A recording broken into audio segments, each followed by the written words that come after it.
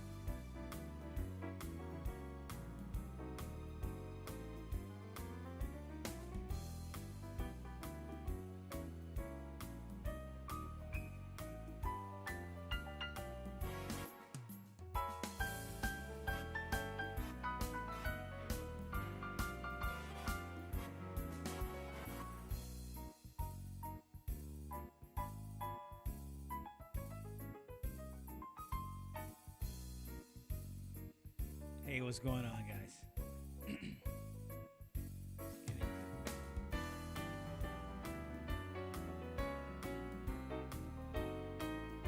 thanks for coming to check out the live for all that are watching right now. And those that are catching stream afterwards. Just want to see if I can get a few more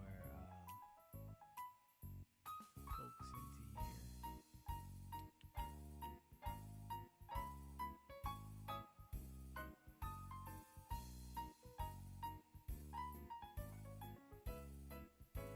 But how's everybody doing this afternoon?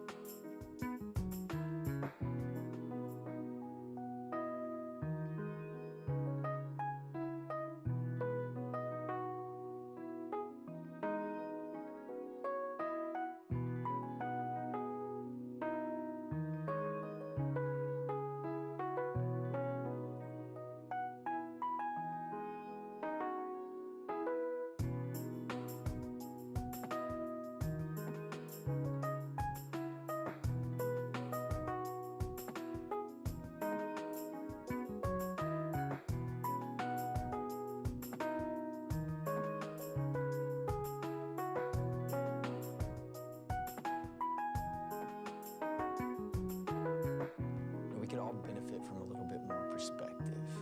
What do you mean? Under the stars, everyone feels small. Keeps the ego in check, makes you feel human.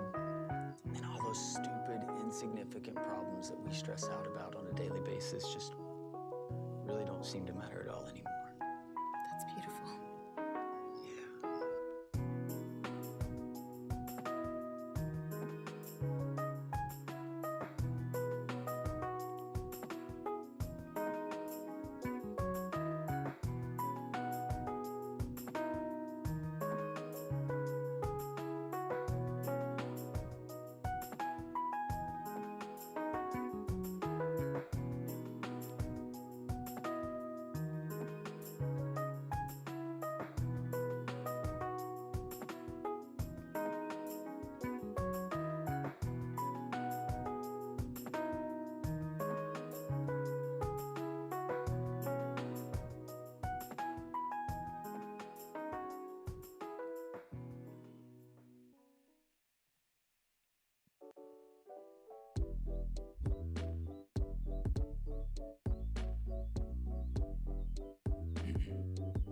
All right, I think that's good. Let's get into it.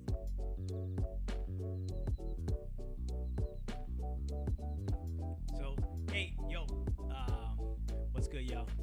My name is Dabo Sounds. I'm a singer, songwriter, and band leader of Attack the Sound, and I'll be your guy for today, for getting your music out into the world. What I think is the right way. If you've ever dropped a song and wondered, why didn't anybody hear this? Well, this video may be for you. So, we're gonna walk through the full music release process, writing the song, from writing the song all the way to marketing it, tracking, and getting paid. I'm sorry, yeah, and getting paid. We're also gonna dig into tools like BMI, DistroKid, Luminate, and Zire. Excuse me. Zire, plus a few bonus ones that make your workflow clean and, I don't know, basically like repeatable. So, if you're watching this, grab your notebook, open a Google Doc. We're about to build a music release playbook. So, let's get into it.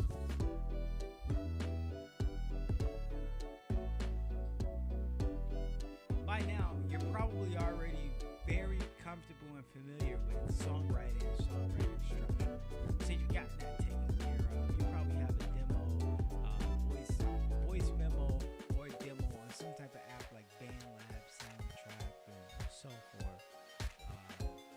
And then you probably should be thinking about organizing like your song split sheets, which you could do using like Google Docs or even a song trust. So before you record anything, this is the pro tip. Before you record anything, make sure your lyrics and melody. It doesn't always have to be, but it does help with the process and shorten the it could be on your iPhone, or just a great way to record a demo on professionally done. But keep a folder of the lyrics, the draft and demos. That's gonna make it easier for you later on, and you'll thank me. So let's talk about copyrights and splits. The best way to copyright your song in today's day and age is honestly, you can just release a draft. Because there's timestamps associated with everything, you can't have proof that you created a piece of art before someone else did, right? But to do it on a more legal term, and if you have a few bucks to spare, I believe it's like $65. Hold on.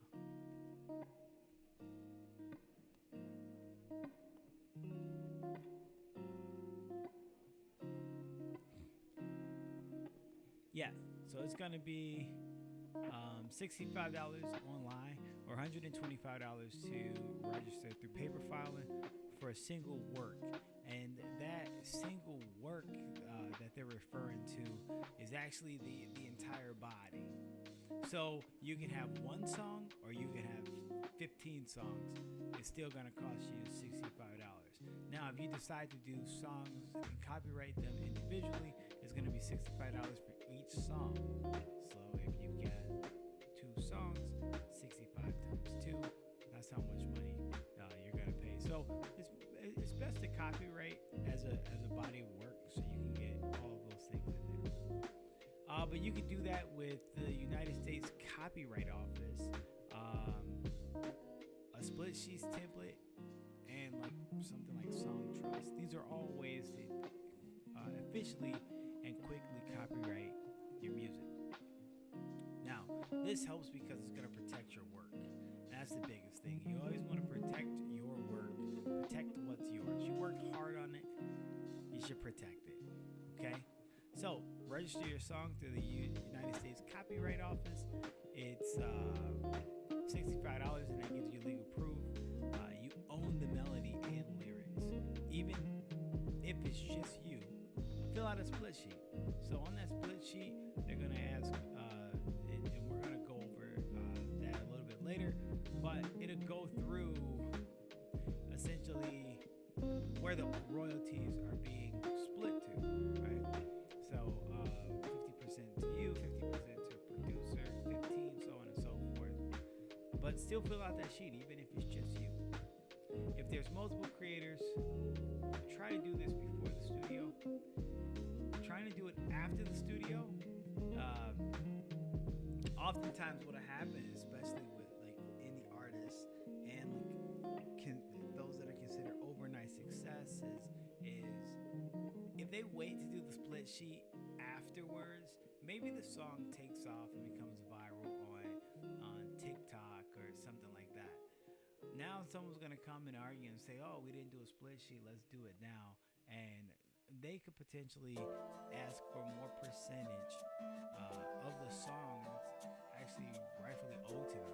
I think I may do an episode on cases like that, because there are a few viral songs out that have been tied up in litigation specifically for this exact reason.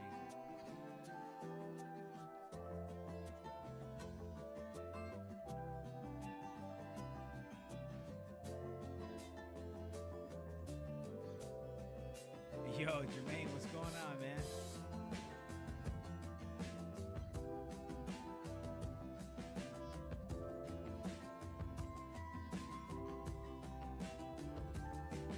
Now, let's talk recording.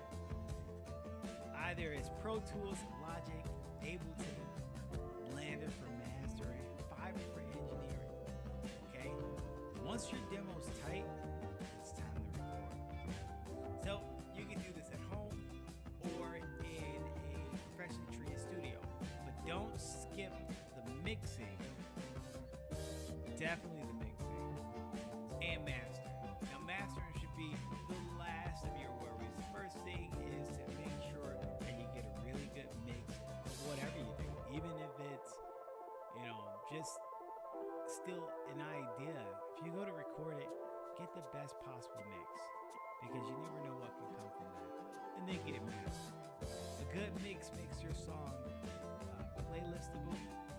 And we can get into that a little bit more later because really it's who you know, but still, mastering, that gives the track the final radio polish. And there's this phenomenon that I was listening to a podcast called Switched on Pop, and they believe that the loudness wars may have started because of Oasis. There's an entire episode about it. You should check it out if you aren't sure what I mean by that. Loudness wars, essentially music that our parents and grandparents listened to, the music we listen to, or the music they listen to is quieter than the music that we listen to. Everyone's trying to get an extra bit of dB because then the loudness also equates to being better. It's like attention, right? The kid that was loud in class got a lot of attention from the other students. You're loud and you're doing all this, people are looking. And so a lot of times, even if songs weren't good, they were just louder. Listen to it. Psychologically think about it. You should look it up, look into it, the loudness wars. We're not going to go into that. So what we can get into is registering on BMI. In this, I'm going to walk you through the process of actually registering a song on BMI, seeing that I'm currently working on some new music with my band that I haven't registered yet. And I try to do a very good job of registering everything that we start doing. So it was convenient that I haven't gotten to this song yet, and now we're here making a video. So, if you want to get paid for streams, like performing, even radio play, you need to be with a PRO. That's a performance royalty agency. Okay? BMI is free and it's easy to sign up for. So you can register as a songwriter and also as a publisher. And you're probably saying, but why? Because you want 100% of your royalties, not just half. Right? Would you rather have the full pie to yourself, or do you want to take half the pie and then the other half doesn't even go to anybody? Let's put the analogy like this: you go to a pie shop and you ask them to make you a pie, right? And they've got it in cases, and you say, okay, the pie will be this much, but you can only take half, and the other half doesn't go to anyone. Stays at the pie shop until you're able to come back for the rest of it. It just stays there, collecting dust. By the time you come back to it, you didn't even want it. It's rotted, it's been there for a bit. Okay, that's probably not the best analogy, but the point is that you're leaving money on the table. But today we're going to focus on registering as a songwriter, and also we're going to walk through the process of registering a song on BMI. So let's do that now. So this is BMI. Give me a second. I want to adjust some things. Click.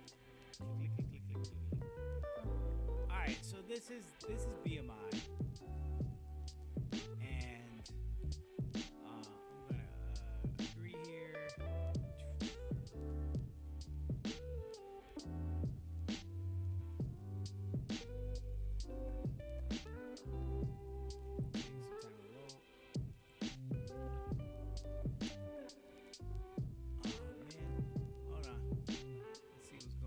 BMI.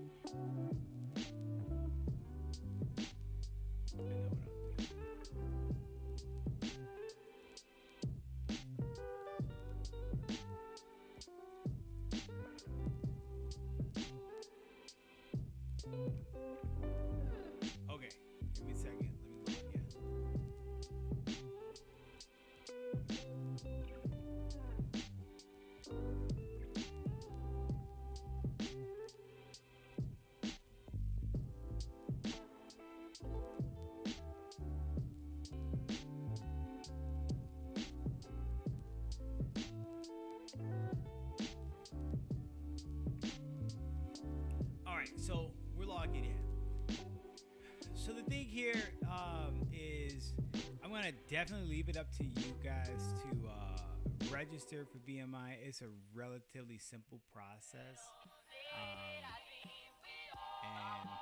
but you know, but once you get in, you know what? No, let's. Hopefully they don't make me make a brand new account.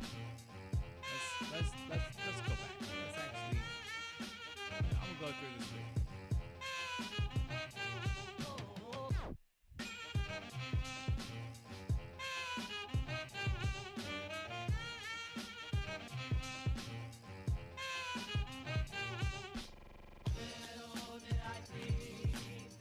All right, so right here, you're gonna go to the bottom here,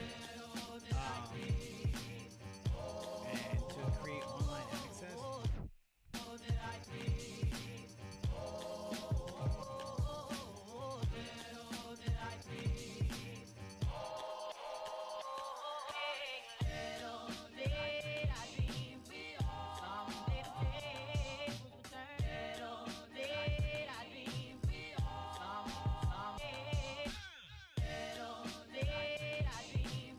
And you're gonna sign up with an email account.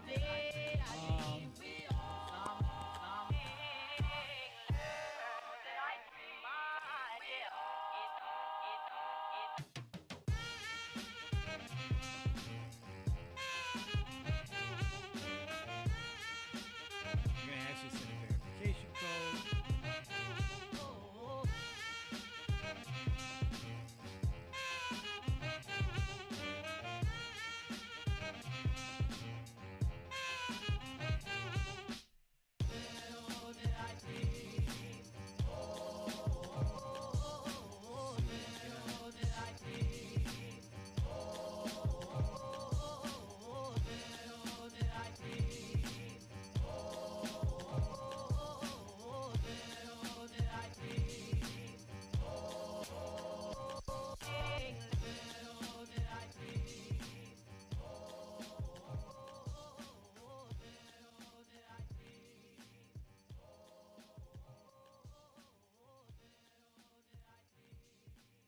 Waiting for these notifications. Welcome to our show!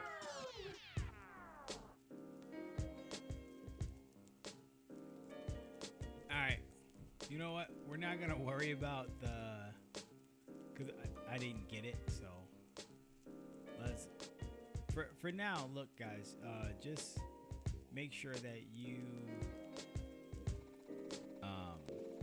register with your email.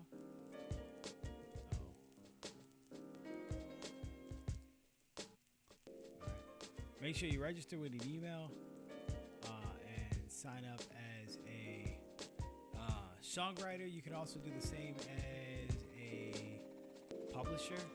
And as a publisher, it allows you to publish other people's works for them if they're not set up as a publisher. This is a whole nother video.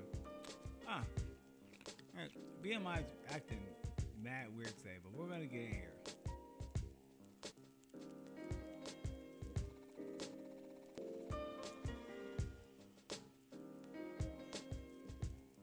That's why I was afraid to like jump out and try to log in or whatever. It was giving me register. It was giving me problems kind of today. So let's just log in and I'll walk you guys through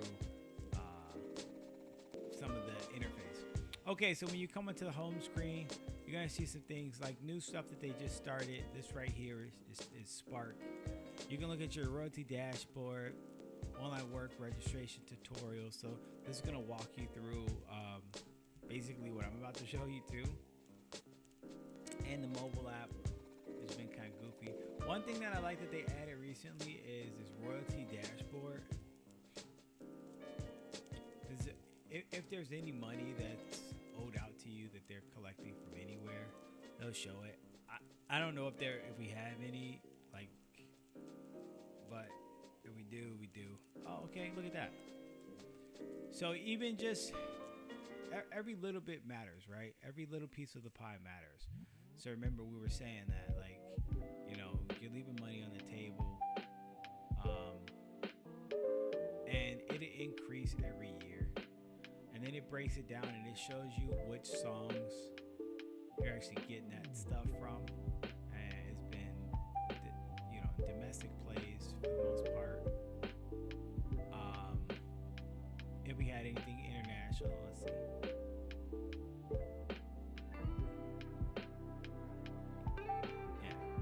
Nothing on the international side that BMI is collecting, but I use another service to make sure that I get everything. So this is my what do they call that? ISR. See, we'll look at it in a second.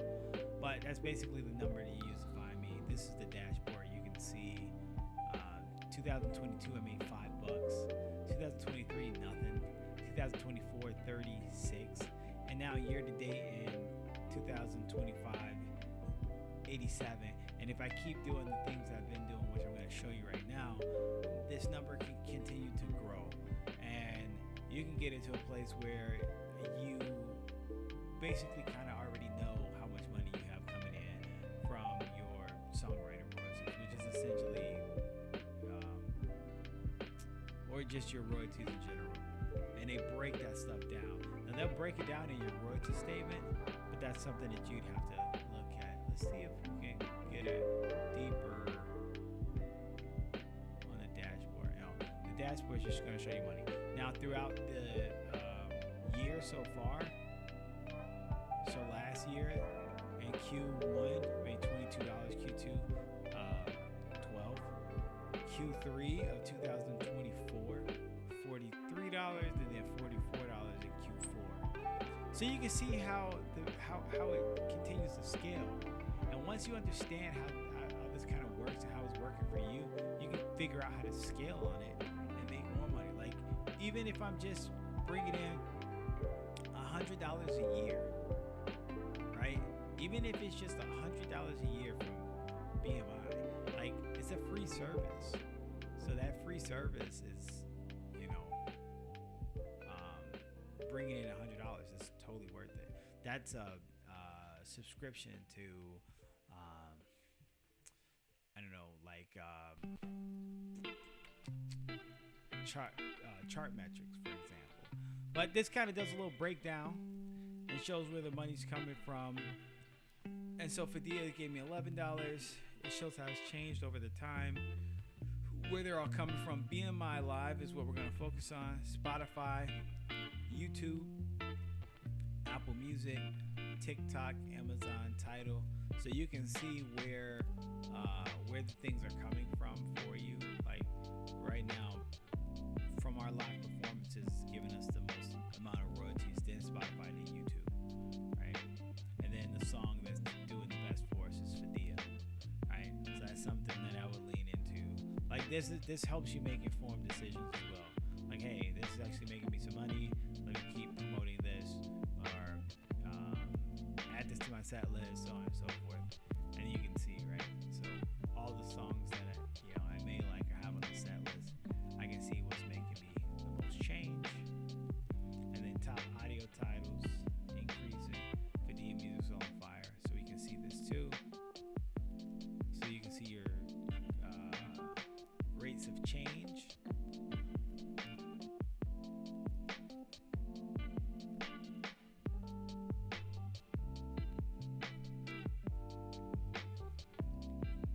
And I don't have anything here yet.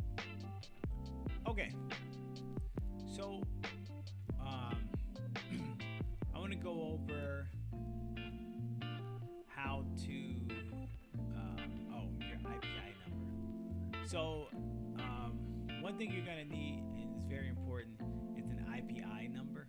Your IPI number is essentially for your songwriting, like social security number. This is how you find it. This is what it is.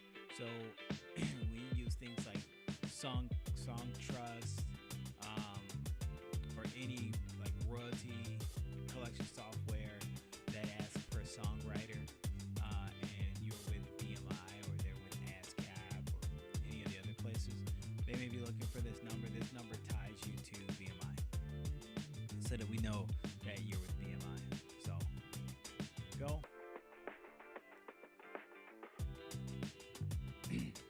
So we're looking at our works catalog here, and I have quite a few songs that are already registered. Most time it's because these songs we play live, or have a recording of it somewhere. So like I mentioned in the beginning of this video, you want to protect your songs. Here's a song we just started working on. It's called Animal, and as you can see, this is 200%.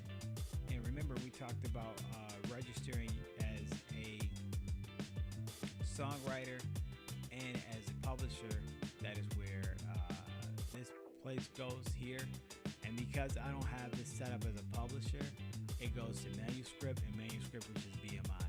So there's money that's left on the table essentially that I've still got to do myself, which is another helpful thing in doing this. Is I can show you guys that we're not perfect either, but this is already registered.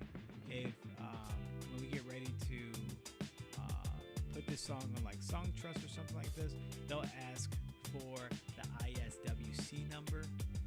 You can also take this number and put it into SoundCloud if it's on SoundCloud, so it's there. But this is how it looks if you own 100% of the song. For BMI is fractured, so you're going to actually get 200%. 200% equals 100% because you get 100% for songwriting and 100% for the production. And we're going to go through that in just a bit, but I wanted you to see what it kind of looks like in its finished form. All right, so let's go over registering a song. We're going to register a new piece of work.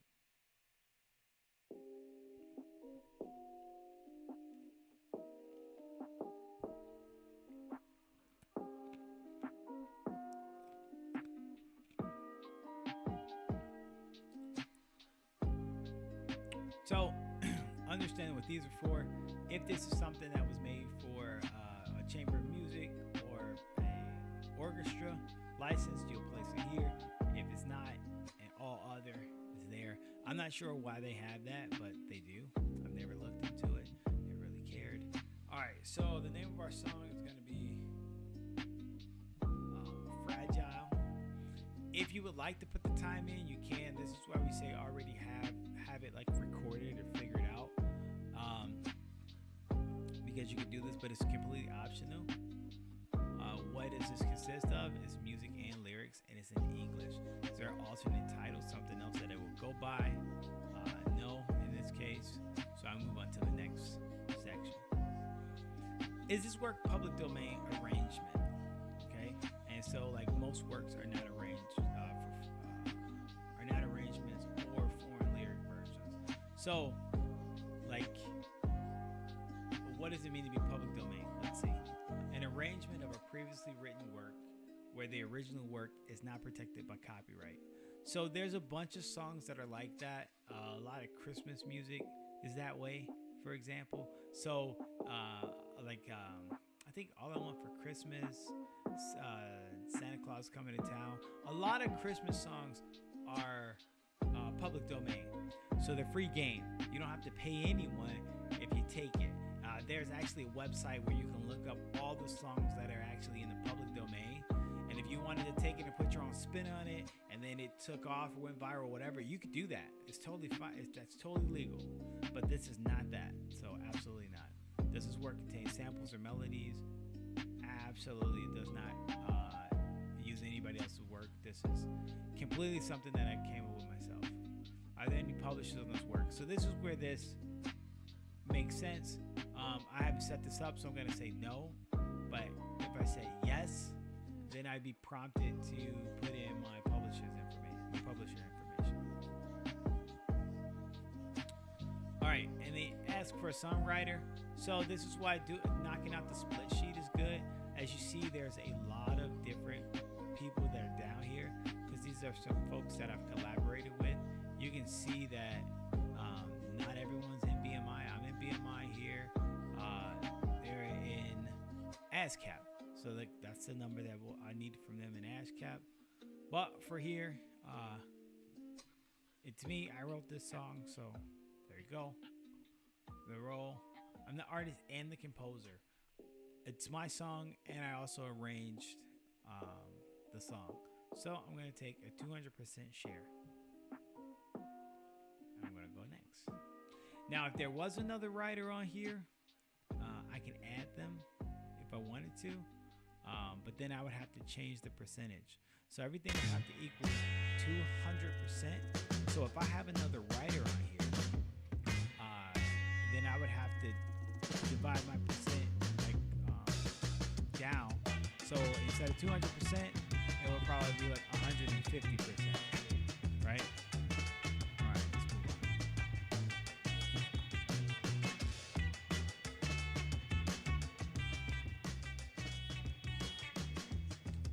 Are there any other artists? No. Are there any recordings? Now, I do have recordings.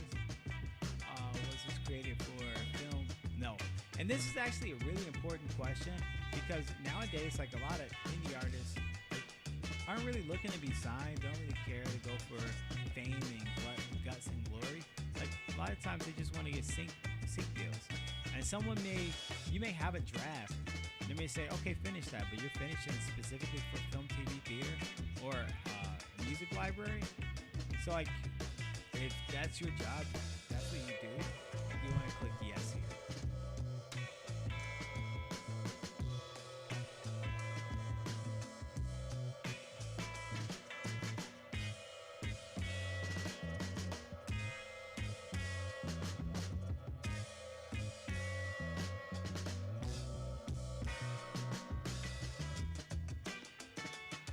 All right, so you add the format. If you've got multiple things, you can add it as a part of an EP or album. I'm gonna add this as a single. The name, release date, I don't have one yet, so I can leave that blank. And then this isn't by record label, it's totally just me. And now we're gonna go to the summary. And this is gonna be everything that you're gonna see. And you can check over it. I know that everything's good because I went through it with you guys. So I'm going to click here by checking this. I present that to the best of my knowledge and belief, the information that I'm submitting is accurate and that I have read and agreed to the terms and conditions. Now I've read these. I've been with BMI for a very long time, so if you guys haven't or you need to, go ahead and check that out. But we're gonna move on from here. So now hit submit.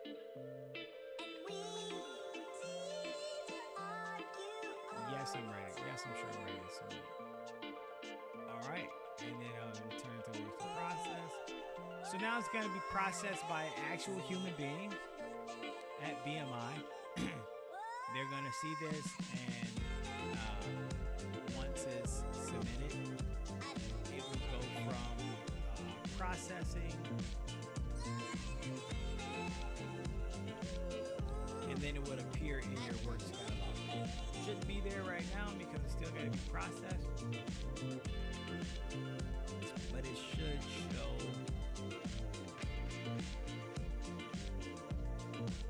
Okay, so it's not going to show here yet, but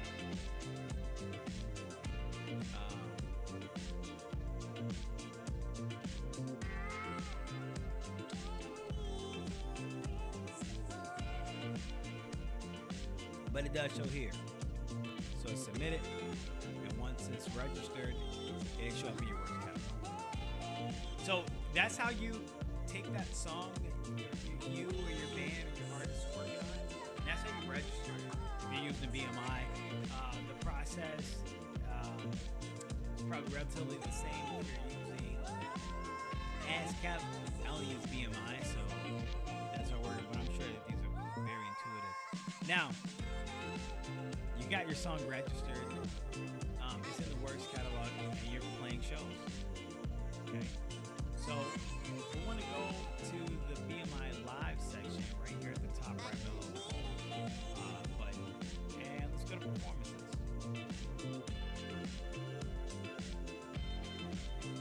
So So here's a bunch of performances that we've done, that my band has done recently. Attack the Sound, but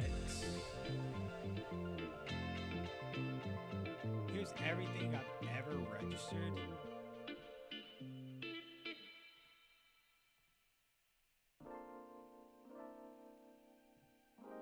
So here's everything I've ever registered, right? And that's going back to 2016. So there's a lot of stuff that I haven't put in. So there's a lot of money that I essentially left on the table, right? But as you can see, some of these things were paid. No pay. There was other distribution for this one. We're on Q4 radio. So yeah. Depending on, and right now, these are pending. So we performed at G-Man's Tavern in Chicago, Illinois. It's pending. I showed the set list. As we saw earlier, most of these songs are songs that are making us money or bringing money in, and this is how we do that. So let's go through add a performance. I actually need to see what the last performance was that we did, because I'm also behind on that, so we'll be updating that stuff right now.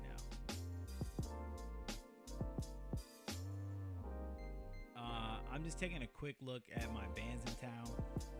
My Bands in Town is one of the ways that I keep all of my stuff organized. Fortunately, we're not talking about that in today's episode, but it is something that's a very useful tool for indie artists.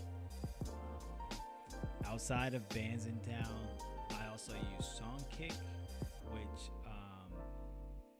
basically does the same thing. Between Bands in Town, Songkick, and Reverb Nation,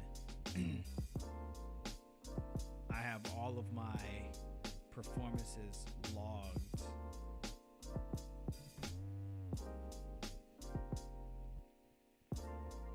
So let's see what's the last thing we did. Like our next show coming up is June 13th in Toronto, Ontario at North by Northeast. So if anybody's gonna be in Toronto, come check us out. So let's see here. The last show that I have registered is G-Man's Tavern. Okay. And after that, we played at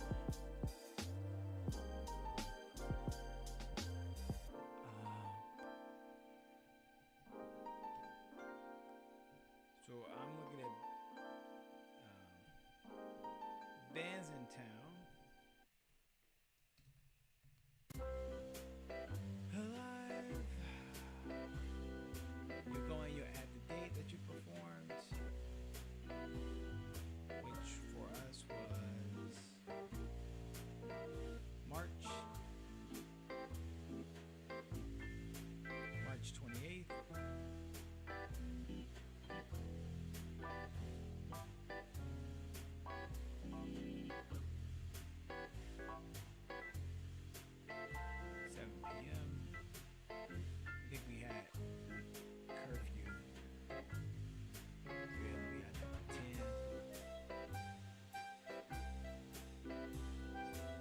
So one of the reasons I use Reverb Nation is a lot of this information, like the attendance, is on Reverb Nation, and it's a lot easier for me to faster to pull it up by doing so. Yes, we did charge for tickets, and then the venue was called, I don't think we have it on there, so I'm going to search. What state was that? Oh, Missouri. So we're in Kansas City.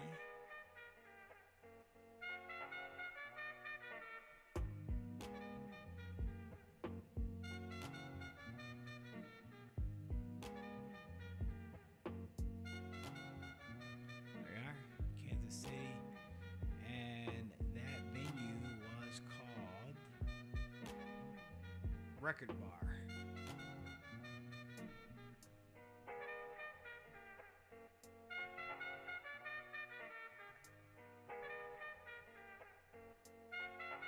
All right, so we'll put that in. We'll search. It pulls up. It's right there. All of these are essentially the same, but we're gonna use that.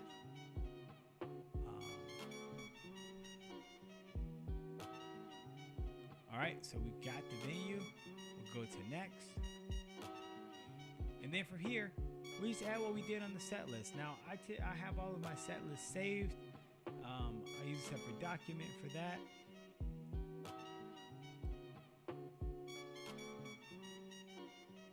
And because of that, I know all of these, so I'll add everything that we performed that day.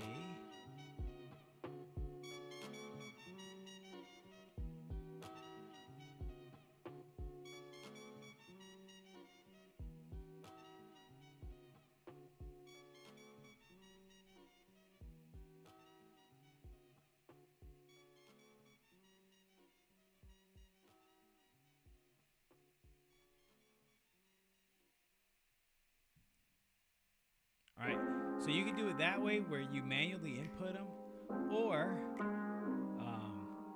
if you have like set lists saved already, you can do that where you can generate and create a bunch of different set lists, and you can just add the set list and it adds all the songs. And if you performed a cover song, you can also add those too. You'd have to search for them first. And a lot of times it's a lot of different versions, or they're owned by multiple people. So you got to do some research to make sure you're crediting the correct publisher. But yeah, that's how you do that. So once you got those songs set up, it's as simple as clicking the box of understanding, and you say submit. And now my work is in there and it's pending. Now it's important to understand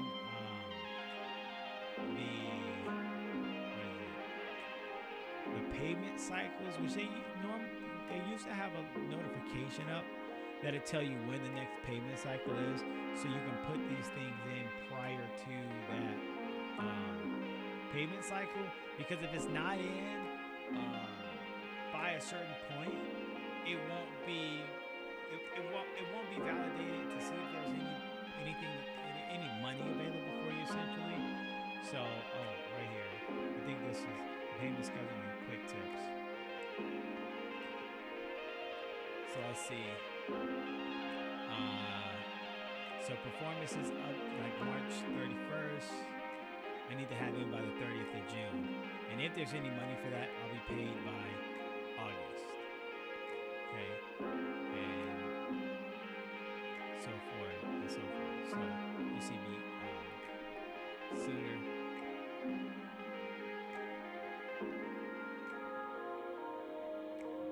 So January. It's a weird little overlap there too. But it gives you time to get the stuff in. So that definitely does help. But you can see what's the period that they're covering, when you have to enter it by, and when you'll be paid by, if there's any money available for you. This kind of ensures that you can almost never miss it, right? As long as you're on top of this stuff. As long as you're on top of it, you'll be paid sooner. And if you're not on top of it, you'll be paid later. But there's money on the table and you can't be paid. So, don't leave this money on the table.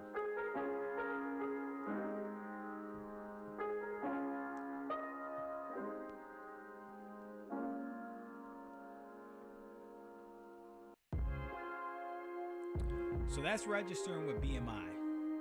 Let's go back to the home. So that's registering with BMI. Once you get registered, you can actually go through and play around with some of the stuff on their dashboard, but also try out like doing your own thing, or do it in real time.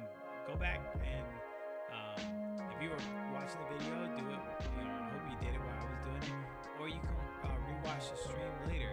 It's up on Twitch for up to 6 days, so you can go back and rewatch watch this and go through the process of doing this, make sure you get your money. Like right now, you're getting half the pie. Get more of it. Okay. So now let's talk about your distributor. I personally use DistroKid. I have access to Reverb Nation and SoundCloud for distro, but I personally use DistroKid, and I'm going to show you why.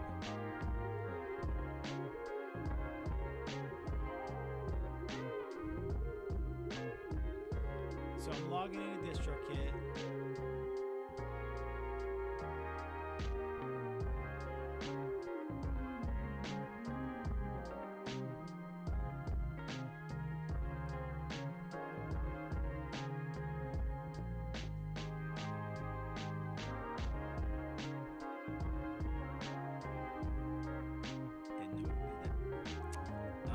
Give me a second here.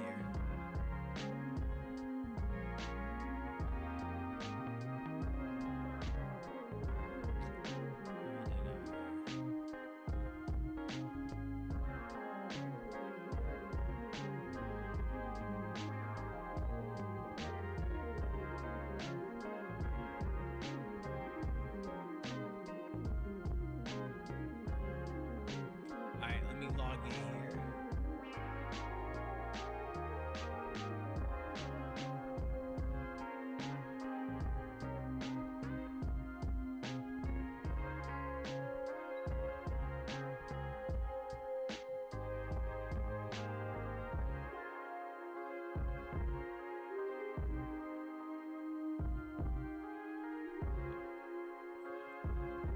All right, we're back. So, on DistroKid, going all the way through releases, we got all the way from Bad News, which we kind of saw before, that's bringing in some money, all the way up to our current release, Wake Up Call. Now, before this, I used a distributor that's no longer around, and there's a bunch of stuff that I released on there that kind of got lost, but DistroKid just seems super intuitive to me. I've never had any of the problems that other artists have had. Doesn't mean that those things don't exist. It just means that that's not my experience. So I've had a great time utilizing DistroKid. To release a song, you can release your music and or a video. Releasing a single, for example. It's gonna release on all these platforms. You can click and toggle through whatever you actually want. Make sure that you own the rights 100%, and you'll be able to go through and look. There's a lot of stuff like this. You don't really need that, especially if you're just starting out and you're not making any money off of royalties, right? Like, there's no need. But if you're releasing one song a year, one project a year, maybe, right? Because if you're getting royalties off of BMI for that stuff, for like performing it and checking it on the radio and all that, like maybe, but there's no real need for that. So you'll want to link your artist account on Spotify, Apple Music, YouTube Music, Instagram, and Facebook. You'll pick a release date. If it's attached to a record label, which most times it's not going to be because you're an indie artist, unless you started your own record label as an LLC, which my buddy Trey Mateva does. So when he releases his music, it will show up as a record label.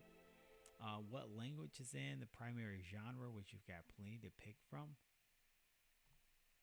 Secondary genre. And then you'll add your cover art. If your cover art isn't 3,000 by 3,000 and you're having issues uploading it, use Canva to resize it. I use Canva all the time. I use Canva for the intro footage. So yeah, use Canva. You can resize it on Canva. It's free to do so. And get your stuff uploaded. Enter the name of the track. Add if there's a feature or anything, what version of it is. Here you'll upload the actual audio file.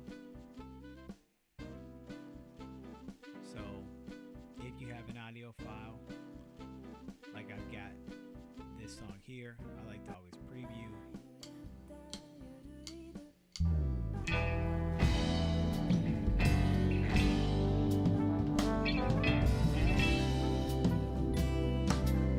Because there's so many different versions a lot of times. So I always preview. Check out all of the bells and whistles. I wrote this song. This will come important later. You can add the name of the person who wrote the music and the lyrics, which you should have also done on BMI, right? So just fill it out the same way it is on BMI. If it's explicit, so on and so forth. How much you want to charge on iTunes. I mean, starting out as an indie artist, if you're using any distribution service, I would say go for 69 cents. I mean, why not? Make it as accessible as possible. It's hard to say no when it's as cheap as possible. Okay. This is one of the newer things that they've added where you can go in and do all of the actual song credits. Similar to what you did on BMI, but you can go in and specific roles, so like who played the brass instruments, who was the producers, the additional engineers. So you can even go as far as like, okay, who was the producer? But maybe you started at one studio and you had this thing produced and you got it as far as you could. There was some missing elements, right? And then, or you wanted to get it feeling a little bit different, so you got a post producer, or you had a, so you can really get into depth with this. Who did the vocals? Who arranged the vocals? This is when you got like a bigger team or a bigger catalog of friends to work with, that you may start having some of this stuff. But your primary engineer, your second engineer, remixing engineer, film and sound engineer. But yeah, those things matter. Credits matter. Then all your add-ons, if you like to, and you can read through this stuff if you're on DistroKid. I know some places are going away from doing this, but this does help, like in some ways. But again, if you're not bringing in any money, then obviously some of this stuff may not really matter to you, right? So, and then you'll check all the boxes below, and then once you're good with that, you're good to go, and you'll click continue. And once you've done all that, the song will go into a pending status until it's released. And then when it's released, so as you're waiting for the release, it will tell you if the artwork was good or not, or if you need to reformat it. And then you can complete a lot of these things. You can add your lyrics. You can add your blank lyrics. You can sync the lyrics. So you would click here and you would audit. What is it? You will manually sync the lyrics. We're good on like the credits. So on this one, I put who played the drums, who did the singing, who did background vocals, right? Who played guitar, piano, pre-production, which was me, and then the producer was Isaiah Sharkey, tracking engineer, mastering engineer, post-production, so doing work afterwards. And you can still go in and add things to this, right? Or you can even add the studios. So you know what, I'm gonna do that.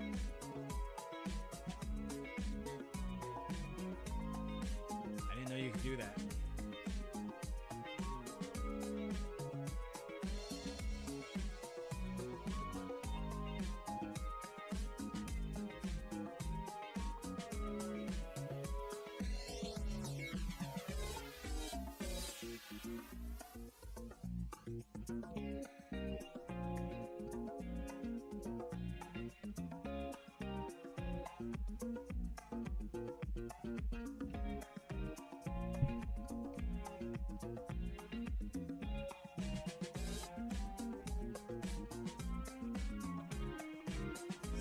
I learned something new myself.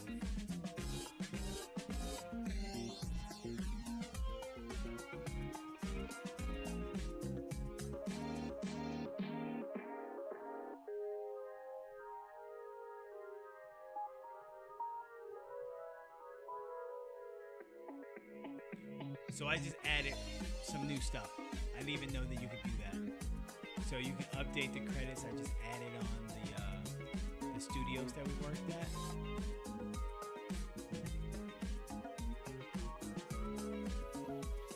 And that type of stuff is totally up to you. I like to credit everyone. You go in and edit the splits if that was something you needed to do, but in this case, it's not. It's 100% on me. Same on the songwriting. It matches what's on BMI. Now, once your song is good to go and then it's released, you can start to see like this is like my YouTube content ID. It's like this video here. A couple of videos are getting some plays with it. All the places that it was added to, all the stores you can find it at. Yeah. Now, there's information here as well that's going to be very important. So you'll need it again. So this ISCR number and then the UPC number. Okay. These are things that we're going to need in a bit. This is why I've taken it in this order, where we've gone from the songwriting process up to copywriting. Now we went to BMI registering it. And then we went to releasing your song. So after we release your song, we're gonna go and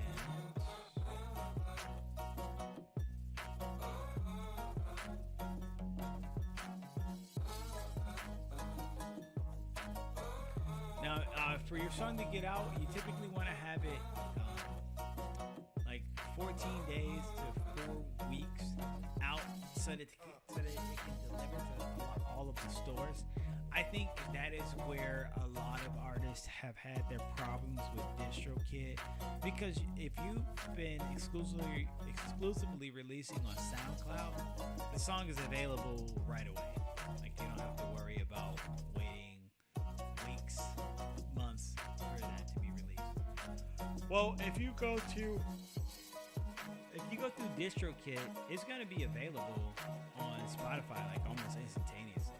But all the other stores, it won't be. So, a lot of times artists miss out on being able to promote their single across all platforms because it wasn't released there.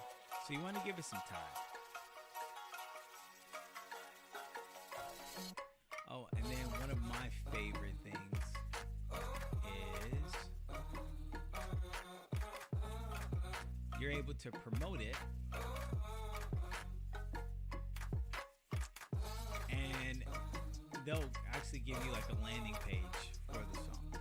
You can customize it. I came in, I customized it. I added the music video. I added the Apple Music link, Deezer link, the Spotify link. Okay, and then you got a little bit of description of the song. To do that, you go over here to customize, and you click edit this page, and now you can do that. You can add a bio, no more than 225 characters. And we'll go through here. Because I know that these two are doing very well, I'm going to schedule just like that. There's the music video. You can add the audio file. And then I add my Facebook Meta Pixel. But I do that because I run advertisements, paid advertisements. And we're going to get to that at the end of this video. So you can go through and you'll edit everything here. You can go save the changes. And then you open in a new tab to view it. See how your changes were. Now you see Chicago's there. Bring it. Spotify's at the top now. Okay. All right. All right. Now, once all that's done and you've released the single, let's say that you want a chance at getting charted. Okay. So you're gonna come here to Luminate, and you're gonna register your song. You need an email. country. Title of the song. We're gonna use the song that I just showed. It's already registered, but it's not gonna hurt to register it again.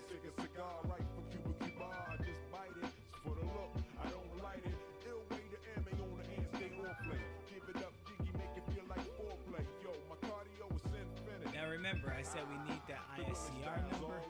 You'll come down here. Here's your ISCR number. You can go ahead and copy that. Paste that there. Enter the price for this title. Jeez, I don't remember what it is. I think I kept it. I think I kept it standard. You'll come back here to see when the release date was. Release date was April 11th.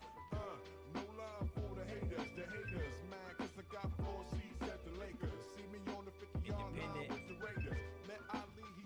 Was there a distribution company for indie?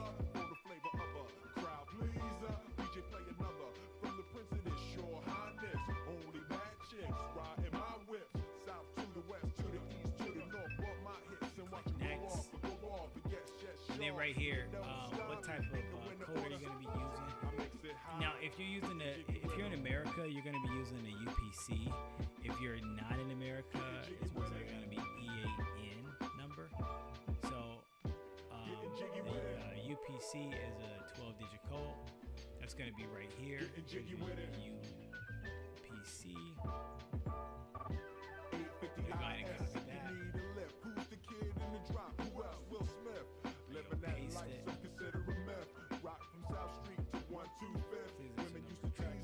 One track. Please use the genre that applies.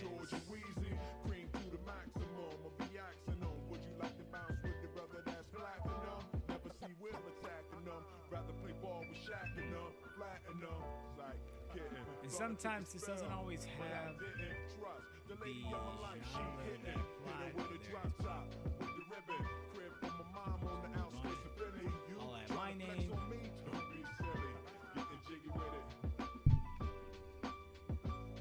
I'm not gonna add my phone.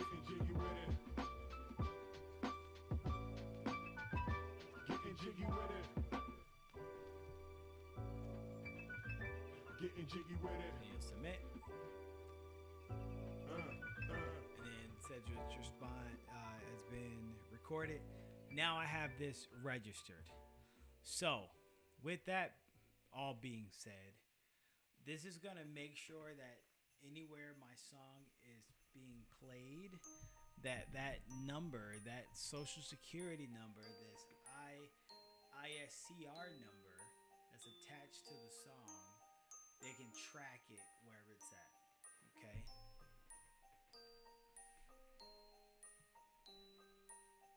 So, we've gone through that. Now, the last thing I want to show you is a little tool that I use. It's an AI tool. It's called Zire. I use Zire to run campaigns, and these campaigns are essentially run by AI.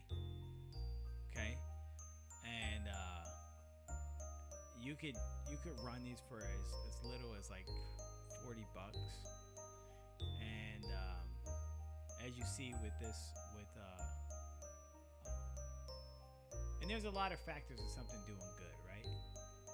So for bad news, it got 60,000 like views, 200 clicks. This one got 55. This got 105,000 views, right? But this was a cover, so obviously it's probably going to do a little bit better because folks are familiar with it. So there's some stuff that have been run here. You can see they range in different numbers. But let's just take a look at this one. So Wake Up Call ran for 30 days. I got almost 50,000 views, over 1,000 clicks. And they're going to show you your performance, the impressions over the time, the interaction overall, where the dips were, where the peaks were. You can learn to read your data. You'll need that. Where the reactions were, what the overall breakdown and rating was. So it was a lot of 5 stars, but it was right in the middle too. Okay. How many clicks were on Spotify, Apple Music, Deezer?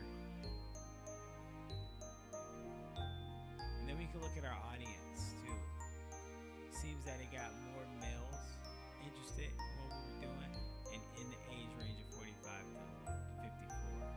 So that's something to know, right? And this is, again, all AI generated, so you can tweak a lot of the stuff. You can see what the ads look like. These are what our ads look like, and what their engagement was. So it's high to low. So this one right here, you'll be playing this one on repeat. Got a lot of eyes, got a lot of clicks. Okay, so this is probably my best performing ad, which we would call a winning creative.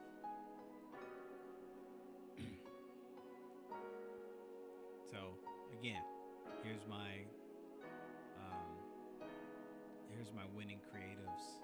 I would say these top 3 were definitely like the best ones, but this one did get more clicks. It's the band name. Than this one. So 1, 2, 3 were pretty good. I did pretty good. 100 clicks.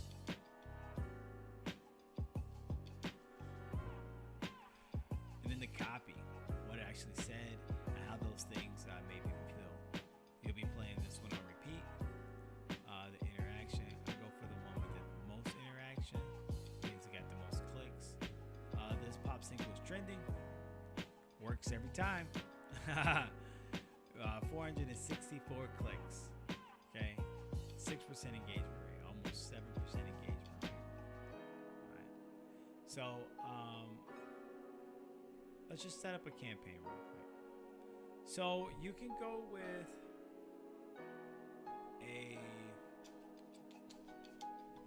I'm gonna go with Fidea, because when we looked on, maybe I shouldn't.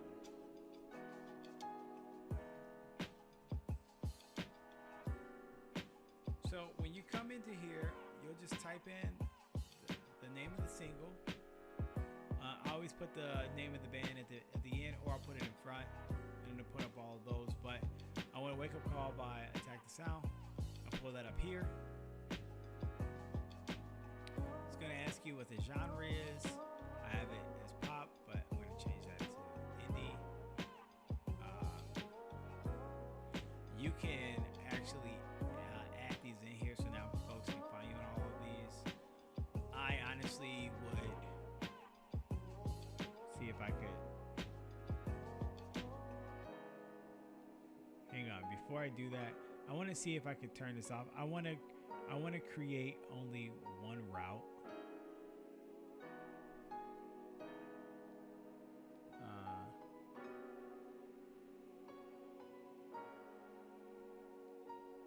I want to try something with you guys, and then next time we do this, we could look at it together. I want to see if I can only create one route for them to check out the song. And it doesn't look like I can. And that's too darn bad. Because sometimes having a lot of options just complicates things. I wonder if maybe there's like a connection on here that I have to turn off. Okay. It's fine. For the purpose of this video, we'll keep it on. I'll do some playing around with it to see what I can find. But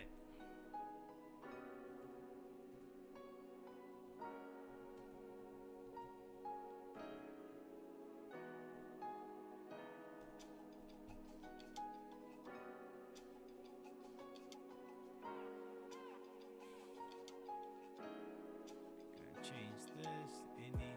Yeah, I want to turn this off and just have it that it just goes to Spotify. I don't want folks to go anywhere else. A lot of these images I already have. We're gonna use these two. We're gonna use those 3. So you pick an image. It's gonna scan the image for the colors and the consistent themes, and then it's gonna spit out the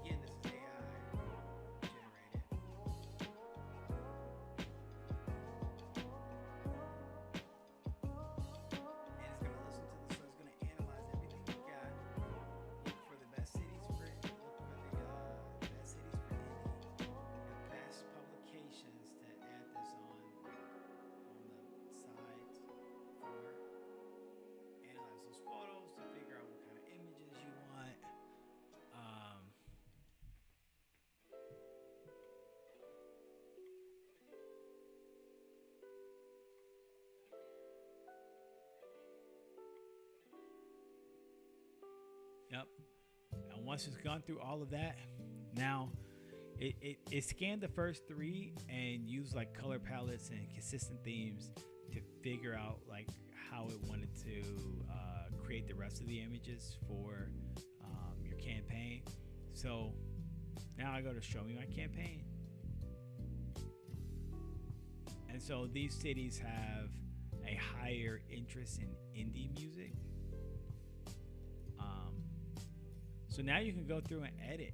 If there's anything you see, like, hey, San Francisco, you haven't heard indie music like this before. I most times have just been keeping it here, but like we already know that you'll have this on repeat. This one's gonna slap.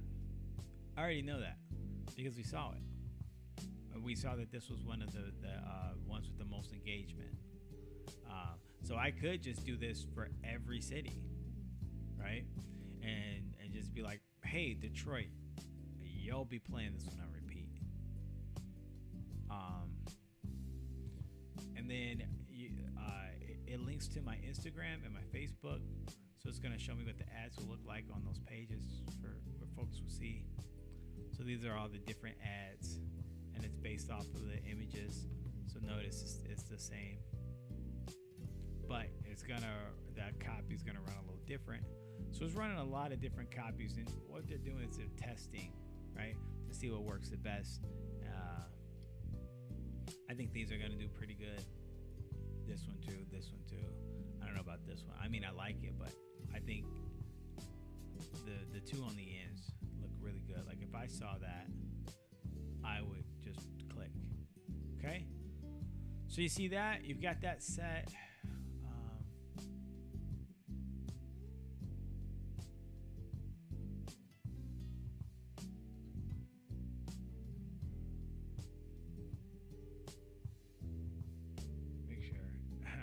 Make sure I didn't mess up anything. I was trying to see if I can get rid of that. If I can edit the where you're gonna be streaming to.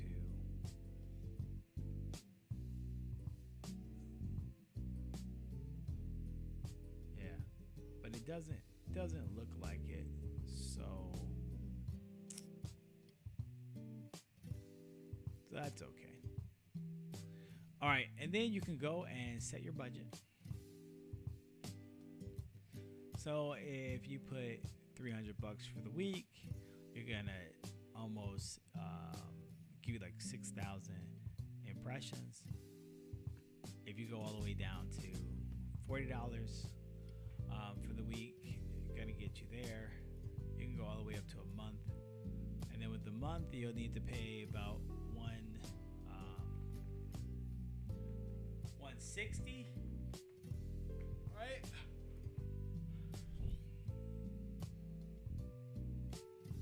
So I'm gonna want to run this for a week. I'll spend $160. I'm gonna kill Facebook ads. No, I won't.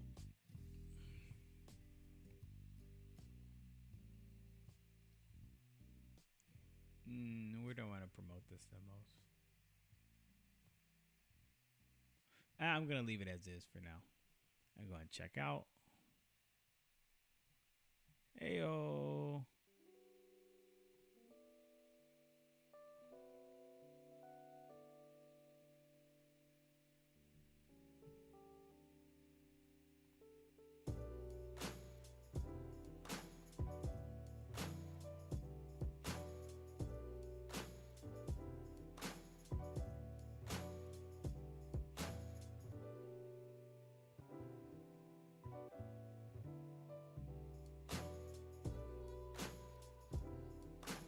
All right, and now it's in progress. It's gonna take a couple of days before it gets going, and once it gets going, it's going to go live. And I guess like while we're here, I want to show one more thing. When you get to a certain number of followers, you're able to run campaigns on Spotify. It's like a bonus thing. You don't need to do it.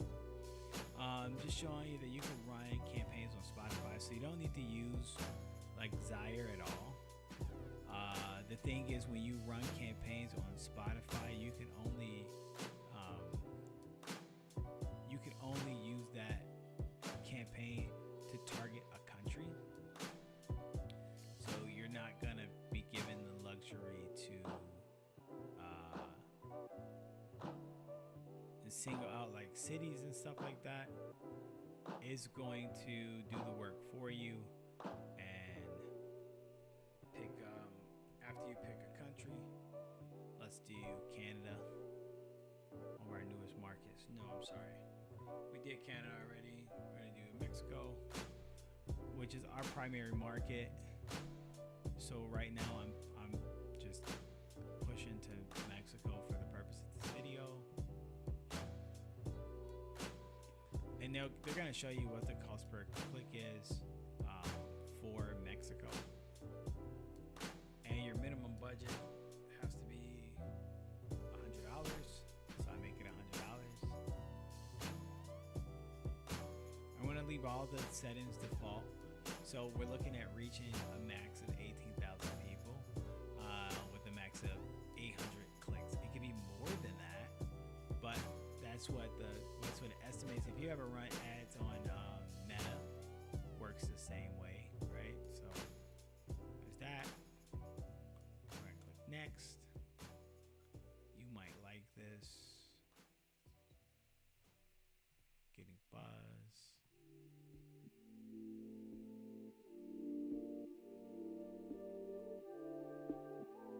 Click and understand. Now this is only once you've gotten to, I can't remember how many you need exactly, like followers, not actual people that are just streaming the music, but people that are following you on Spotify.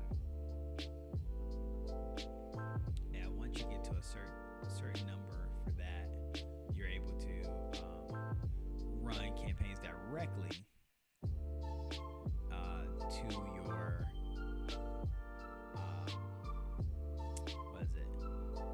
on your Spotify. So yeah, that's basically it. Hang on. Hold on, bear with me. I just want to get this in frame. There we go.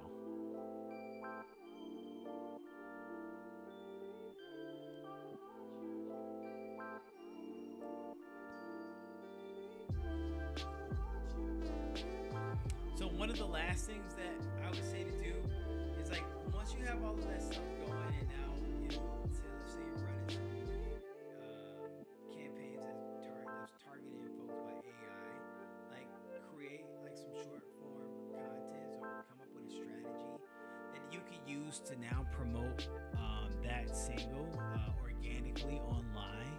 Because once you do capture whoever you're going to capture, you could potentially also lose them. So, you know, come up with a strategy where you could re-engage with them.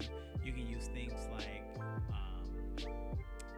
Clipmaker, Opus Clip, CapCut to take your long form, like maybe a music video, or record something that's long form and snip it down, sync your music to it. You can schedule posts to TikTok, IG, and YouTube with things like Later and Buffer. And then if you have problems with like captions and things of that nature, you can use ChatGPT to help you find those viral hooks. So, you know, the best thing that the thing you don't want to do is don't just drop a song and disappear. You drop that song and then for the next like 30 days, you want to be making content minimum. All right. So turn your studio sessions, your lyric writing sessions, and videos into clips. You can even detect hooks and edit them like into TikTok directly, and then you can maybe even create TikTok moments. So with that said, like, make sure that you collect all your streaming data from DistroKid and from Luminate. Re-engage with your fans with behind the scenes footage, so BTS as we call it. Acoustic versions are always good to re-engage, and lyric videos are just cool stuff to look at. You can also try to submit your song for sync licensing, and that is going to be something for another video. So